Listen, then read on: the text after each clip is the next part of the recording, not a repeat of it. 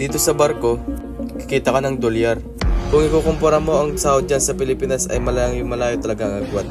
Kapag dito ka sa barko nagtatrabaho, may pagkakataon kang masilayan at makita ang mga iba't ibang lugar na makasaysayan dito sa mundo.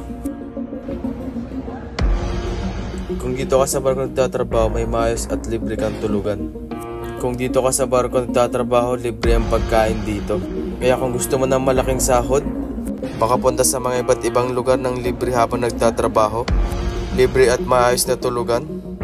Libre ang pagkain. Dito ka dapat magtrabaho sa barko kasi lahat ng mga yan ay makukuha mo dito. Pero dapat handa ka sa mga bagay na pagkakaiba ng trabaho sa land base at saka sa barko. Mas mahaba ang oras ng trabaho dito sa barko kung ikukumpara mo sa land base. Iba't ibang tao, iba't ibang lahi ang makakasalamuha mo dito kaya dapat mahaba ang pasensya mo. Mas stricto at mas maraming batas dito sa barko. Kapag dito ka sa barko nagtatrabaho, malayo ka sa mga mahal mo sa buhay. Na kapag homesick ka, ay makaka-uwi ka kaagad-agad. Kaya dito sa barko, patibayan at palakasan ng loob dito.